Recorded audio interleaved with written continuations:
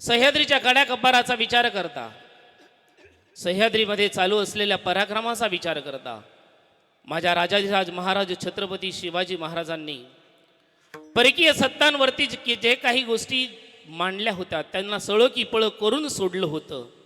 ती सर्व परिस्थिती पाहता शिवाजी महाराजांनी एक गोष्टीचं भविष्य जाणलं होतं. ते म्हटले होते, आपण जुन्नर ताब्यात घेतलंय, आपण अनेक किल्ले ताब्यामध्ये घेतलेत, आता आदिलशहा गप्प बसणार नाही. मग आपल्याला तयारीला लागावं लागेल. आणि त्याच कालावधीमध्ये भोरप्या डोंगर शिवरायांच्या ताब्यामध्ये होता. त्या ठिकाणी किल्ल्याचं कामही बऱ्यापैकी पूर्णत्वाला आलेलं होतं. आणि शिवाजी महाराजांनी सांगितलं, शत्रूच्या अंतकरणातलं ओळखायला शिका आणि त्या भोरप्या डोंगराची तटबंदी आणखी मजबूत करा, त्याला प्रचंड करा, त्याला प्रतापवान करा. त्या किल्ल्याचं काम सुरू झालं. हा प्रसंग 1659 मधला आहे. मी जास्त तारखांमध्ये तुम्हाला घेऊन जाणार नाही, आता वेळ नाहीये. आणि त्या कालावधीमध्ये शंभूराजे अवघे 2.5 वर्षाचे होते. आणि त्या कालावधीमध्ये शंभूराजांनी 2.5 वर्षाच्या कालावधीमध्ये आपल्या आजीबाईच्या बोटाला धरावं, खेळावं, बागडावं हे दिवस त्यांचे होते. शिवाजी महाराजांनी सांगितल्याप्रमाणेच घडलं. आदिलशहाच्या दरबारामध्ये विडा उचलला गेला. कोण तो शिवबा? मी जातो त्याला पकडायला.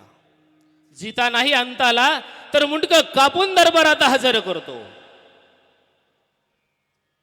कोणी उचलला विडा? अफजल खानानं उचलला. महाराष्ट्रावरती, या हिंदवी स्वराज्यावरती पाहता पाहता संकट आलं, पोहोचलं. पंढरपूरच्या विठोबाच्या मंदिराची नासधूस केली, तुळजापूरच्या तुळजाभवानीच्या मंदिराची नासधूस केली. शत्रू पुढं पुढं सरकत होता आणि राजगडावरती मीटिंग बोलावण्यात आली. सगळेजण एकत्रित आले आणि त्या मीटिंगमध्ये विषय चालला होता, खान स्वराज्यावरती चालून येतोय, खानाचं सैन्य मोठं आहे, काय करावं, कसं रोखावं त्याला.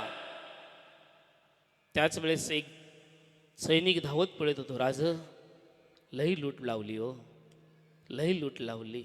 आया बहिणींच्या इज्जतीला हात घालायला लागले, शेतकऱ्यांच्या मालाचं नुकसान करायला लागले, आमच्या पांडुरंगाचं मंदिर उद्ध्वस्त केलं हो, लई लूट लागली.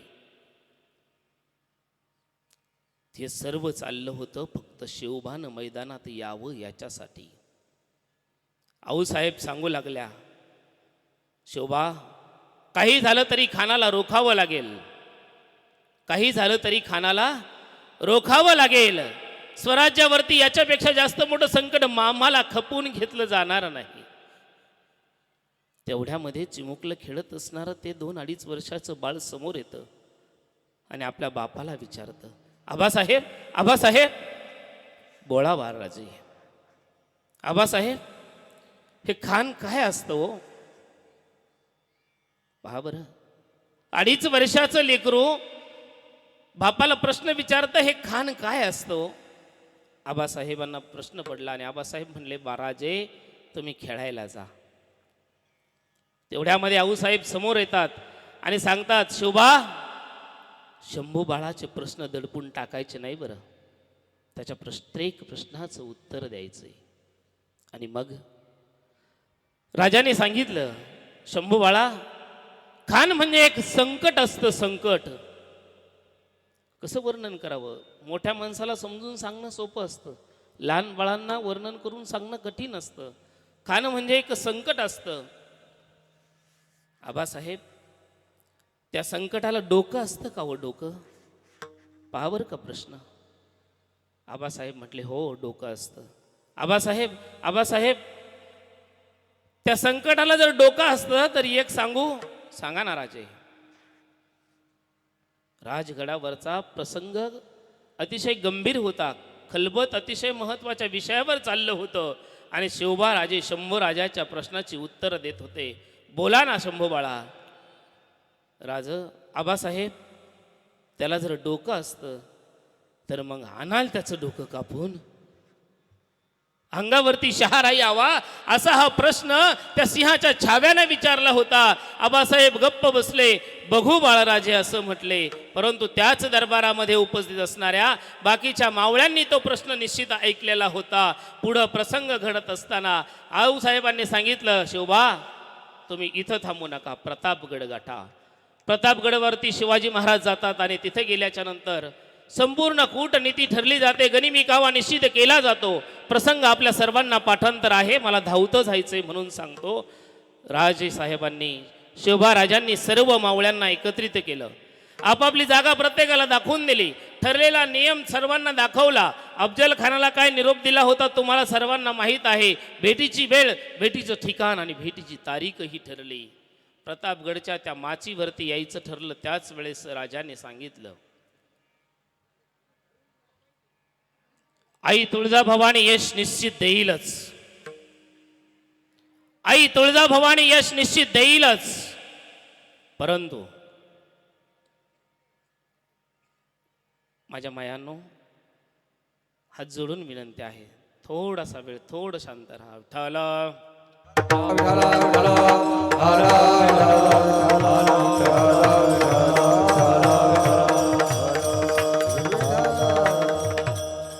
आई तुळजाभवानी यश देईलच. परंतु आमचं काही बरं वाईट झालं. शंभू राजाला गादीवरती बसवा, आऊसाहेबांच्या मार्गदर्शनाखाली कारभार चालवा. परंतु हे हिंदवी स्वराज्य नुसतं अबाधित नाही तर ते वाढतं ठेवायचंय. माझ्या सवंगड्यांनो, ठरल्याप्रमाणे मंडपपर्यंत शिवराजे आपल्या सवंगड्या सोबत जातात आणि मंडपच्या दाराशी जाऊन थांबतात. मला प्रसंग रंगवायचा नाही, मला प्रसंग फक्त मांडून पुढे जायचंय. दारापर्यंत शिवबाराजे येतात आणि थांबून घेतात. तेवढ्यामध्ये जिव्हाजी आतमध्ये जातात आणि सांगतात, खान साहेब, तुमच्या शेजारी उभा असणाऱ्या त्या तुमच्या साथीदाराला आमचे राजे घाबरतात. बरं, त्यांना जरा बाजूला करा. सय्यद बंडाला बाजूला केलं जातं आणि राजे आतमध्ये पाऊल ठेवतात. तेवढ्यामध्ये खान असा हात करून उभा राहतो, शिवबा या, भेटा आम्हाला. राजांना तो त्याचा डाव निश्चित ओळखला गेलेला होता. ते जाणून होते. समोर गेले तर पाहिलं, छातीपर्यंत, अवघ्या छातीपर्यंत शिवबा राजे आलेले होते. आणि त्या परिस्थितीमध्ये आलिंगन दिल्या गेलं आणि खानानं ठरलेल्या डाव, अंतकरणामध्ये रचलेला डाव निश्चित यशस्वी करायचा प्रयत्न केला आणि बिचवा राजे साहेबांच्या पाठीमध्ये खुपसण्याचा प्रयत्न झालं. काय, अंगरखा टर्कन फाटला आणि चिलखतामुळे राजे वाचले. नुसते वाचले नाही तर ते सावध झाले आणि आपल्या अस्तींमधला असणारा बिचवा आणि हातातील वाघ नथ्यानं त्या अफजल खानाचं पोट टर्कन कापलं. दगा दगा दगा, बचाव बचाव. खानाचा आवाज ऐकला, खान कोसळला. सय्यद बंडा सावध होऊन पुढं आला. आपल्या राजावरती वार करायचा प्रयत्न केला, परंतु होता जीवा म्हणून वाचला शिवा. जीवानं त्याच ठिकाणी तो त्या एका पट्ट्यामध्ये त्याचा हात छाटला.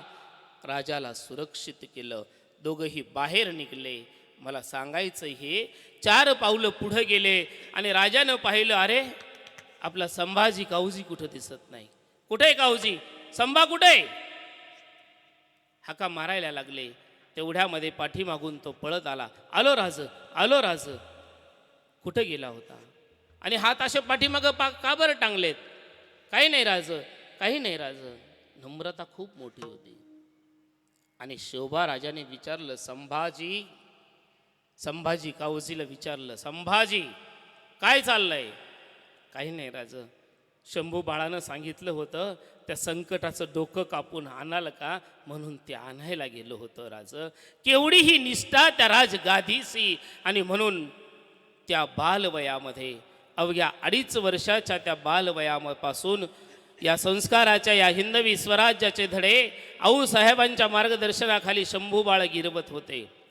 विचार करा बरं, 2.5 वर्षाचं ते लेकरू, 2.5 वर्ष वयापासून 9 वर्ष वयापर्यंत, म्हणजे अगदी 6.5 वर्ष कालावधीमध्ये शंभू बाळाचं संपूर्ण शिक्षण पूर्ण झालं. 9 वर्ष वय होतं. आणि 9 वर्ष वय असताना पुरंदरचा वेढा पडला. त्या ठिकाणी तह झाला आणि त्या तहामध्ये त्या तहामध्ये शंभू बाळाला 1665 मध्ये खानाच्या छावणीमध्ये, दिलेर खानाच्या छावणीमध्ये 1 वर्ष जाऊन राहावं लागलं. मला धावत्या वेगात पुढं जायचं म्हणून इतिहास संगीतबद्ध अभंगाला अनुरूप काहीही मांडत नाही मी सध्या. आणि मग तिथं जाऊन थांबावं लागलं. 1 वर्षाचा करार संपला. पुन्हा शंभू बाळ पाठीमागं आले. औरंगजेबाचा वाढदिवस आला आणि 9 वर्षाच्या त्या बाळाला औरंगजेबाच्या भेटीला शंभूराजांना शिवाजी महाराज सोबत घेऊन जातात सोबत. आणि तिथं गेल्याच्या नंतर दरबारामध्ये शिवाजी महाराजांचा अपमान होतो आणि झालेला अपमान सहन न झाल्यामुळं छत्रपती आपल्या खोलीमध्ये जाऊन बसतात. तिथंही नजरेकैद केल्या जातं. परंतु शंभू बाळ लहान होते. अगोदर खानाच्या छावणीमध्ये कराराप्रमाणे 1 वर्ष राहिल्यामुळं काहींची ओळखही झालेली होती, म्हणून शंभू बाळ सगळीकडे जाऊन फिरायचे. आणि त्याच वेळेस एक दिवस औरंगजेबाच्या दरबारामध्ये शंभूराजे सरळ जातात. त्यावेळेस तिथं कुस्त्या चालू असतात. आणि त्या कुस्त्या चालू असताना औरंगजेब हसून म्हणाला, ए सांबा, हमारे यहाँ बहुत भारी भारी कुस्ती खेलने वाले आदमी हैं. आमच्याकडे खूप मोठमोठे पहिलवान आहेत, खेळतो का यांच्यासोबत कुस्ती? शंभू बाळानं जेवढा हसून तो औरंगजेब बोलला होता त्याच्याही पेक्षा मोठं मिस्किल हास्य केलं.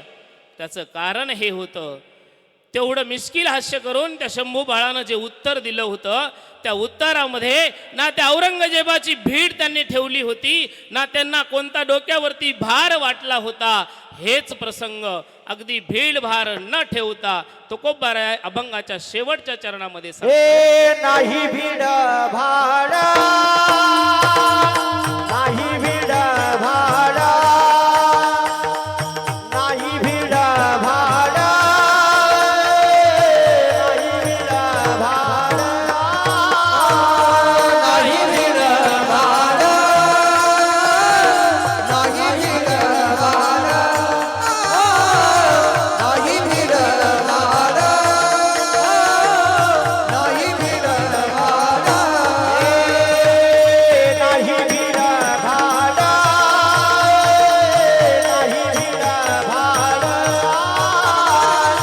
नाही भीड भार, नाही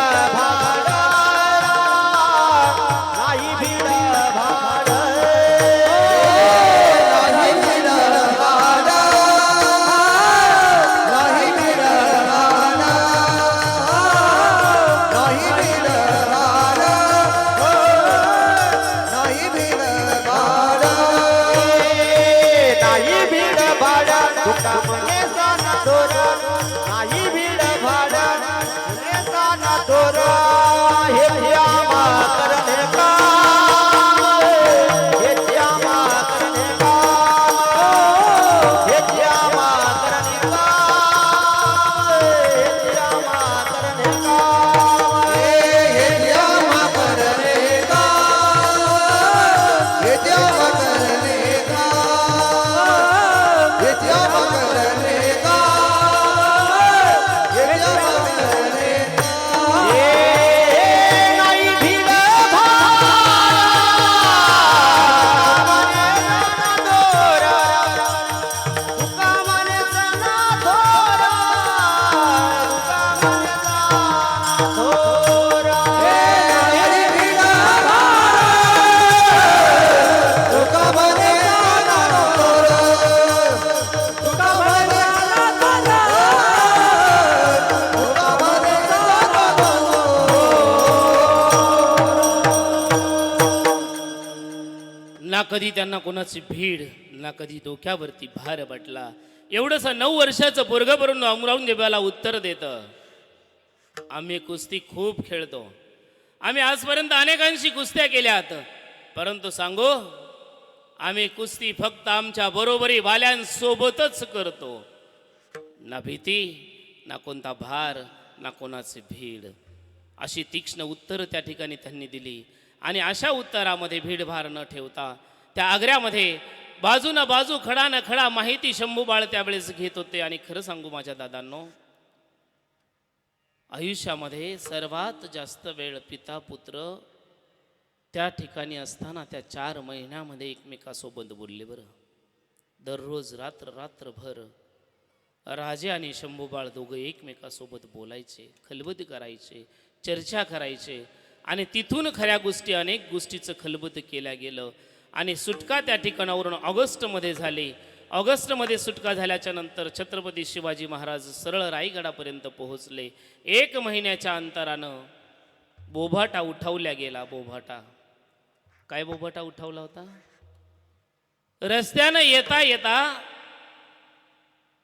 या स्वराज्याचं धाकलं धनी बाळराजे आजारी पडले आणि त्यांचं निधन झालं. निधन नुसतं एवढं म्हणून थांबला नाही बापानं या हिंदवी स्वराज्यासाठी जित्या असणाऱ्या लेकराचा 10वा केला. रायगडावरती दशक्रिया विधी केला. त्याचं कारण हे होतं की कोणत्याही प्रकारचं संकट माझ्या पोरावरती न येता नव्हे माझ्या पोरावरती नव्हे हिंदवी स्वराज्याची धुरा ज्याला सांभाळायची त्याच्यावरती न येता त्याला सरळ रायगडापर्यंत येता यावं आणि म्हणून हा संपूर्ण कट, हा कावा, हा गनिमी कावा रचला गेला आणि नोव्हेंबर महिन्यामध्ये शंभूबाळ सुखरूप रायगडावरती पोहोचले. याच्याही पुढे जाऊन आवर्जून तुम्हाला सांगेल. ज्यावेळेस पोहोचले त्यावेळेस आऊसाहेबांनी ज्यांना जे धडे दिलेले होते त्या धड्यामध्ये आवर्जून सांगेल की आमच्या शंभू राजाला 1 नव्हे 2 नव्हे संस्कृत इंग्रजीसह अनेक भाषा अवगत त्या ठिकाणी झाल्या. 1 शस्त्र नव्हे अनेक शस्त्राचं ज्ञान दिलं गेलं. नुसती तलवारबाजी नव्हे, नुसता भालाफेक नव्हे, तर त्यांना बाण मारायचं शिकवल्या गेलं, बंदूक चालवायचं शिकवल्या गेलं. ह्या सर्व गोष्टी आऊसाहेबांच्या मार्गदर्शनाखाली शंभूबाळ शिकत होते. आणि हेच शिकत असताना या धर्मावरती प्रेम कसं करावं, या धर्माचे पाईक असणाऱ्या वारकऱ्यावरती प्रेम किती करावं, या अनेक गोष्टीचे धडे आऊसाहेबांनी त्यांना दिले. प्रसंग एक असा घडला. जगद्गुरु श्री संत तुकोबारायांचे सुपुत्र सद्गुरू नारायण महाराज आपल्या बापानं दिलेल्या मार्गदर्शनाप्रमाणे घालून दिलेल्या वाटेवरती नारायण महाराज पंढरपूरच्या दिशेनं निश्चित दिंडी आपली घेऊन जायचे. आणि ती दिंडी घेऊन जात असताना सगळ्या बाजूनं मुघलांच्या सत्ता होत्या, फक्त हिंदवी स्वराज्यच फक्त आपलं होतं. आणि रस्त्यामध्ये अनेक ठिकाणी मुघल सैन्याकडून नारायण महाराजांच्या त्या दिंडीचा छळ व्हायचा. आणि या प्रसंगी देखील आपल्या बापानं आजपर्यंत म्हणजे छत्रपती शिवाजी महाराजांनी आजपर्यंत जे वारकऱ्यांचं रक्षण केलंय ते रक्षण करण्याची जबाबदारी माझीही आहे, हा विचार त्यांनी अंतःकरणामध्ये केला. आणि तो विचार करून कोणाचीही आज्ञा न घेता अवघं 11 वर्षाचं लेकरू घोड्यावरती स्वार होतं आणि ज्या बाजूनं दिंडी आहे त्या बाजूला सरळ आपली घोड्याची रपेट घेऊन जातं. आणि गेल्याच्या नंतर नेमकी योगायोगानं प्रसंग तोच घडतो. मुघल सैनिक त्या दिंडीला आडवे होतात. सोबत मावळे अजिबात कोणी नसतात. बरं, एकटे शंभूराजे असतात, एकटे. आणि एकट्या शंभूराजानं 100-150 मुघलांचा एकट्यानं सामना केला. आणि एकट्यानं सामना करून त्या मुघल सैन्याला हरवलं आणि त्यांच्याकडून कबूल करून घेतलं. कबूल बोला, आजपासून आमच्या वारकऱ्यांच्या आडवेला येताल का? आमच्या वारकऱ्याची दिंडी रोखाल का? एवढ्यावर नाही, अतिशय तीक्ष्ण शब्दामध्ये आमच्या शंभू राजानं त्यांना सांगितलं, पुढच्या वेळेस जर आमच्या दिंडीला आडवे याल तर बाणानं तुमचं मुंडकं उडवून टाकेल. अभंगाचं 3रं चरण. तीक्ष्ण उतारे, तीक्ष्ण उतारे, तीक्ष्ण उतारे, तीक्ष्ण उतारे,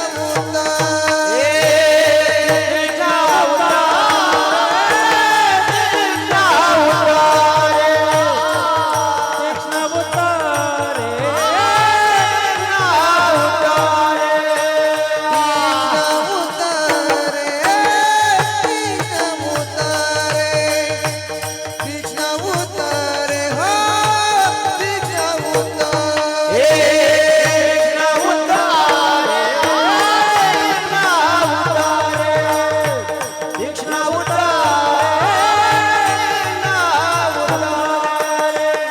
हाती घेऊन